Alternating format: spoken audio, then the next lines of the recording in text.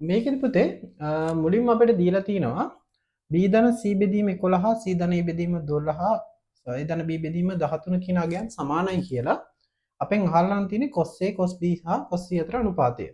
එහෙනම් අපි මේක ගානින්ම අල්ලගන්නේ කොතනින්ද කියලා බලමු. සාමාන්‍ය මේ වගේ සමාන කිරීම දෙකක් සමගම තියෙනවා නම් මොනවා හරි දේවල් තුනක් සමාන වෙලා මම කියලා තියෙනවා ඔයගොල්ලන්ට ටෙස්ටින් විදිහේ මේ වගේ ගානකදී ගන්න කියලා මෙන්න මෙයාව කවුරු කියලාද? නියතයක් විදිහට.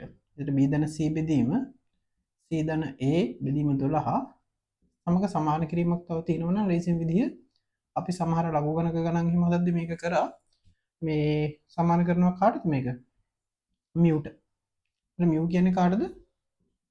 නියතයක්. මියු හරිය නැත්නම් ඔයගොල්ලෝ කැමති අකුරක් අරගන්න. ලැම්ඩා නම් ලැම්ඩා. යනුව නියතයක් විදිහට අරගන්න.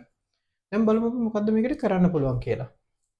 එහෙනම් මුලින්ම පුතේ B ධන C බෙදීම 11 මියුට සමාන කරලා C ධන A බෙදීම 12 මියුට සමාන කරලා සහ A ධන B බෙදීම 13 මියුට සමාන කරලා අපිට පුළුවන් B ධන C C ධන A සහ A ධන B සඳහා සමීකරණ ගොඩනගන්න මියු ඇසුරේ. උදාහරණයක් විදිහට B ධන C බෙදීම 11 සමානයි මියු කියලා ගත්තොත් B ධන C අපිට මෙයා මියුට සමාන කරාට පස්සේ මොකද කරන්න පුළුවන්? හරස් ගුණ කරලා 11 කියනාගේ B ධන C සමානයි 11යි මියු කියලා අරගන්න පුළුවන්. ඒ වගේම C ධන A සහ A ධන B වලටත් අපිට සමගාමී සමීකරණ ගොඩනගන්න පුළුවන්. ඊට පස්සේ දරුවෝ අපිට පුළුවන් ඒකෙන් simple ABC අගය හොයාගන්න. ඒක තේරෙනවනේ. හරි. ඊට පස්සේ මේ ඔක්කොම අගයන් දරුවෝ mu වලින් එන්නේ. එතකොට අපි බලමු cos A cos B cos C අනුපාතය හොයන්න නම් අපිට අවශ්‍ය වෙන්නේ මොකක්ද? අපි දැනගෙන ඉන්න වෙනවා cos සූත්‍රය නේ. මොකද පුතේ cos සූත්‍රය අපි ඒ වලට ලියුවොත් මේක A නම් සුපුරුදු අංකනේ තියෙද්දි අපි දන්නවා මේක capital A මේ පාදයේ දිග simple A. මේක B නම් මේක capital C නම් මේ පාදයේ දිග simple B විදිහට මේ පාදයේ දිග simple C විදිහටත් ලියනවා. එතකොට කොහොමද cos සූත්‍රය ලියන්නේ දරුවෝ? cos A ව ලියන්න පුළුවන් කොහොමද? මේ පළවෙනි එක නම් cos A ලියුවොත් කොහොමද ඉන්නේ? cos A සමානයි කාටද? cos A කියන්නේ දෙපැත්තේ පාද දෙකේ වර්ගවල එකතුව. ඒ කෝණය නම් ඒ දෙකෝණේ දෙපැත්තේ තියෙන පාද දෙකේ වර්ගවල එකතුව ලියනවා. ඊට පස්සේ සමුඛ පාදයේ වර්ගයෙන් අඩු කරනවා. එයාගේ ඉස්සරහා තියෙන පාදයේ වර්ගයෙන් බෙදනවා දෙවතාවක් දෙපැත්තේ පාද දෙකේ ගුණිතය. හරිනේ? cos A ව ලියන්න පුළුවන් දෙපැත්තේ පාද දෙකේ වර්ගවල එකතුව අඩු කිරීම ඒ කෝණයට ඉස්සරහා තියෙන පාදයේ වර්ගය බෙදීම දෙවතාවක් දෙපැත්තේ තියෙන පාද දෙකේ ගුණිතය විදිහට.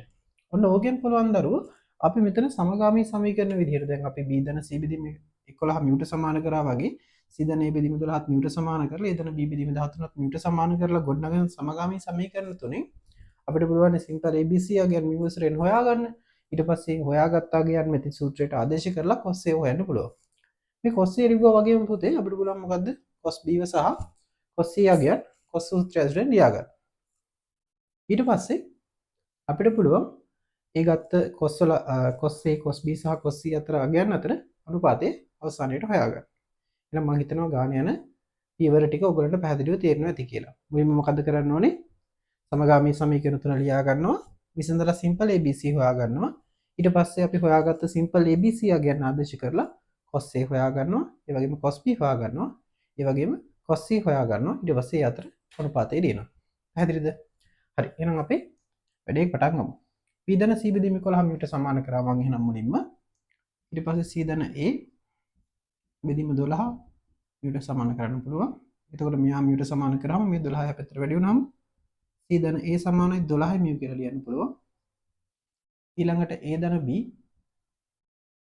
බෙදීම 13 මියුට සමාන කරාම මේ 13 එහා පැත්තට ගුණ කරාම A ධන B කියන්නේ 13යි මියු කියලා හොයාගන්න පුළුවන්.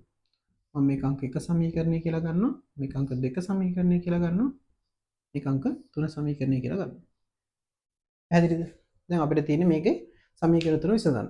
එහෙනම් අපි මුලින්ම බලමු simple C තියෙනවා මෙන්න මේ සමීකරණ දෙකේ. මේ දෙන්නව අඩු කරා නම් දරුවෝ අපිට පුළුවන් මොනා කරන්නද? simple C අයින් කරගන්න. එතකොට අපිට A හා B අතර සම්බන්ධතාවයක් A හා B අතර සමීකරණයක් ගොඩනගන්න පුළුවන්. මෙතනත් a හා b අතර සමීකරණයක් තියෙනවා. a ධන b සමානයි 13යි mu කියලා. ඒතර ඒ සමීකරණයයි මේ දෙන්නගේ අඩු කරලා c වයින් කරාම එන සමීකරණයයි විසඳලා අපිට පුළුවන් කාව හොයන්නද? සිම්පල් a සහ b යගෙන් හොයාගන්න. ඊට පස්සේ හොයාගත්ත සිම්පල් a b යගෙන් පාවිච්චි කරලා අපිට පුළුවන් මෙන්න මේ සමීකරණය හෝ මේ සමීකරණේ සිම්පල් c වලගේ හොයාගන්න. මම හිතනවා පැහැදිලි ඇති කියලා වැඩි. එහෙනම් මම මුලින්ම කරනවා අංක 2 අඩු කරනවා අංක 1කින්. එතකොට මට එනවා c ධන a අඩු කිරීම b ධන c සමානයි 12යි mu ඍණ 11යි mu කියලා.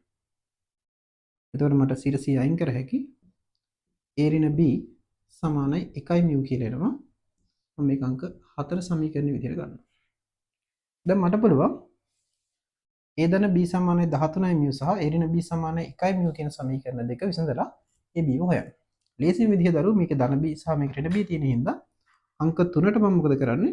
b වයින් වෙන විදිහට අංක 3ට 4 එකතු කරනවා. ඒතර ධන b ඍණ b කැපිලා යනවා. ධන b ඍණ b කැපිලා ගියාම a ධනය 2යි එනවා. ඒකත් a ධන b ධන a ඍණ b සමානයි 13යි mu ධන 1යි mu. b ට b කැපිලා යනවා. 2යි a සමානයි 14යි mu කියලා එනවා.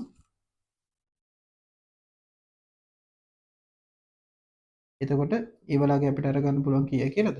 දෙපැත්තම දෙකෙන් බෙදලා මේ පැත්තත් දෙකෙන් බෙදලා මේ පැත්තත් දෙකෙන් බෙදුවම 7යි mu කියලා ගන්න පුළුවන්. පැහැදිලිද? එහෙනම් අපි ගාව සිම්පල් a වලගේ තියෙනවා. මේ හොයාගත්ත සිම්පල් a වගේ දරුවෝ මම ආදේශ කරනවා අංක 3ට.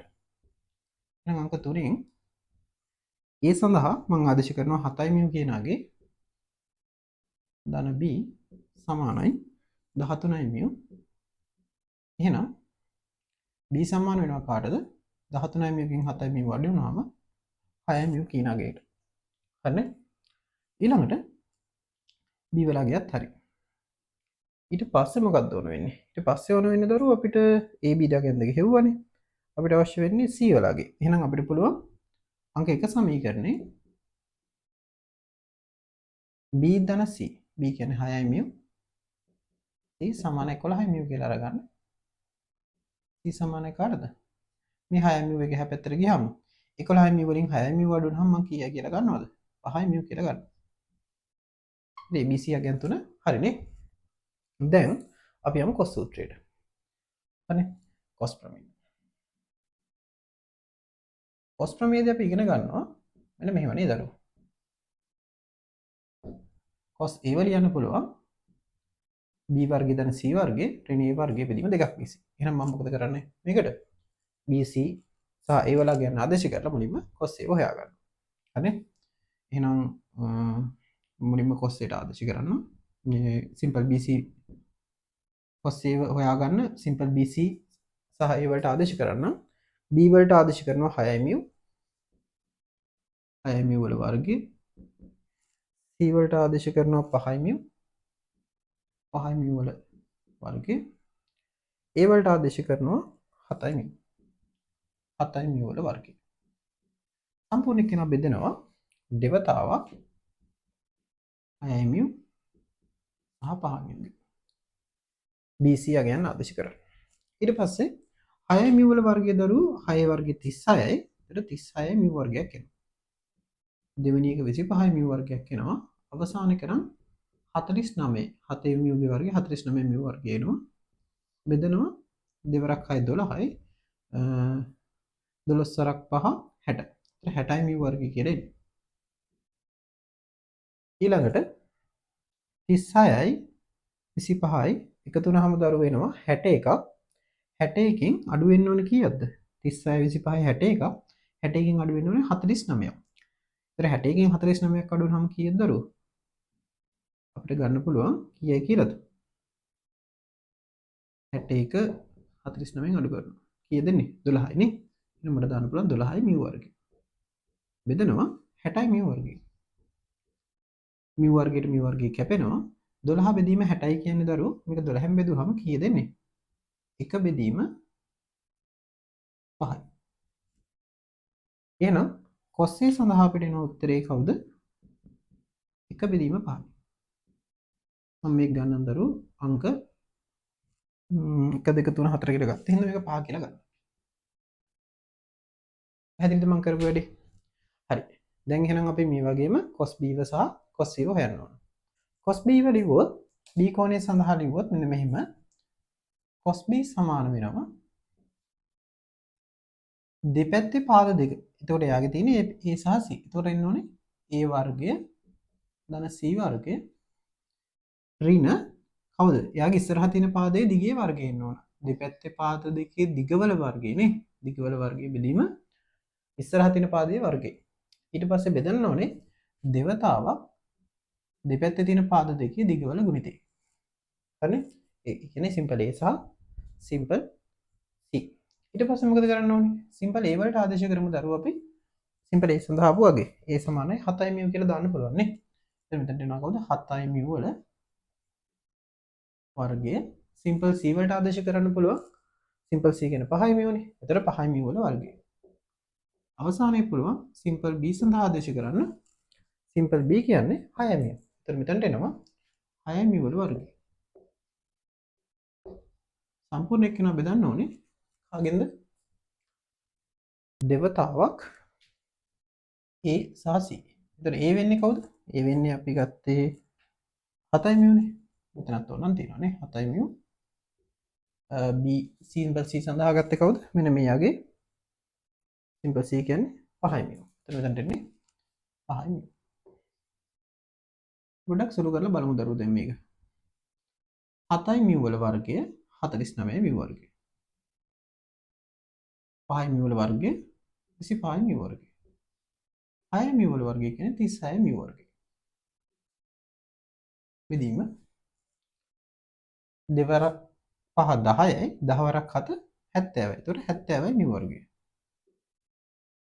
සමානයි. මෙතන දරුවෝ සුළු කරොත් එහෙම 49යි 25යි කියන්නේ කීයක් වෙනවද? 49යි 25යි කියන්නේ කීයක් වෙනවද? 74යි. 74. මෙතන 36ක් තියෙනවා. 49 25 කියන්නේ 74යි. මෙතන 36ක් තියෙනවා. මෙතන 74න් 36ක් අඩු වුණාම 8යි. මෙතන කීයද? 6යි. එතකොට එන්නේ 68යි නේද? එතන මෙතනින් එන්නේ කවුද? 68යි μ වර්ගය බෙදීම 70යි μ වර්ගය. μ වර්ගය දෙකත් කැපිලා ගියාම අපිට පුළුවන් උඩ යටයි දෙකෙන් බෙදන්න. එතන කීයද එන්නේ? 19 බෙදීම 35. එහෙනම් cos b සඳහා අපිට එනවා වගේ 19 බෙදීම 35යි කියලා. මම මේක ගන්නවා අංක 5 කියලා ගත්තනේ මම cos a සාප සඳහා වගේ cos b සඳහා ආපු වගේ මම අංක 6 කියලා ගන්නවා. දැන් අපිට අවශ්‍ය වෙන්නේ දරුවෝ අවසානයේ කියන cos c හොයන්න. මම ඒකේ cos a හොයනාගේ දරුවෝ අතන ඉඳ නැති නිසා මෙන්න මෙතනින් පටන් ගන්නවා. මම මේ ටික මුලින්ම මකලා ඉන්නවා. cos c වලගේ හොයාගද්දි cos c සමානයි කවුද ලියන්න ඕනේ? දෙපැත්තේ පාද දෙක වෙන්නේ යාගේ දැන් එකක් a අනිත් එක b නේ. ඒතර a වර්ගය දන b වර්ගය ඉස්සරහා තියෙන පාදයේ වර්ගය වෙන්නේ c වර්ගය බෙදනවා කාගෙන්ද දෙකක් ab ගේ.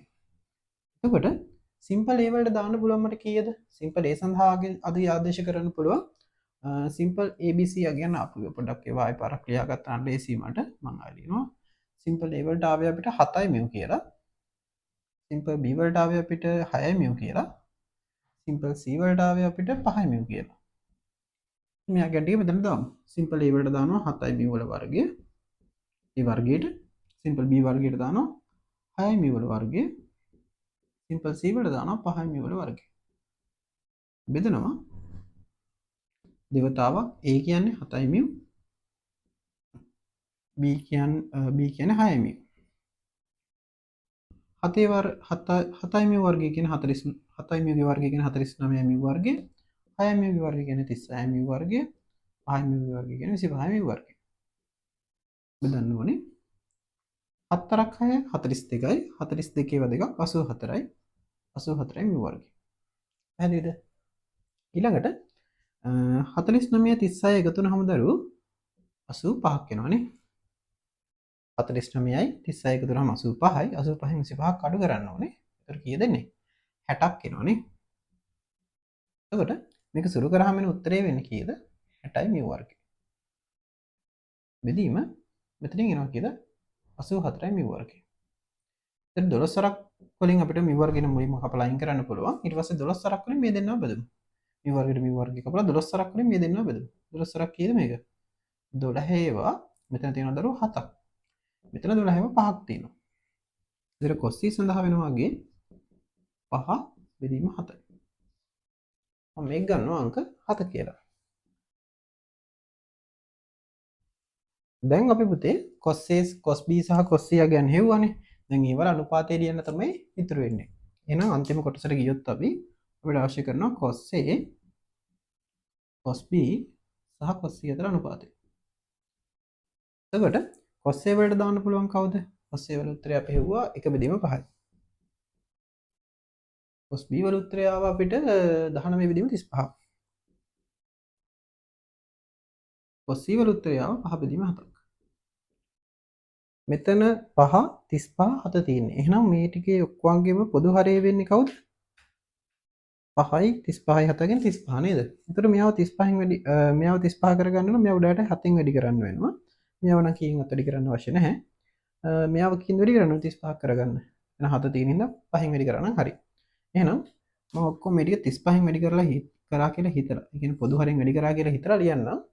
එතන මෙයා වැඩි කරා 35න් කීයක් වෙනවද දරුවෝ මෙතනට අපිට දාන්න පුළුවන් මේ 5ට 35න් වැඩි වුණාම මෙතන 35යි මෙතන 5යි කැපිලා ගියම 7ක් එනවා. මේක 35න් වැඩි වුණා කියලා හිතුවොත් මේ 35 35 කැපිලා යනවා. ඒතර 19ක් එනවා. මේක 35න් වැඩි කරා කියලා හිතුවොත් දරුවෝ 7යි 35යි කැපිලා ගියාම 7 වරක් 5 නෙන්නේ. ඒතර මේ 5යි මේ 5යි වැඩි වුණාම 25ක් එනවා. ඒතර අවසාන උත්තරේ වෙන්නේ අනුපාතේ cos A ට cos B ට cos C අනුපාතේ සරලම ආකාරයෙන් තියන්න පුළුවන් අපිට 7ට 19ට 25යි කියලා. පැහැදිලිද?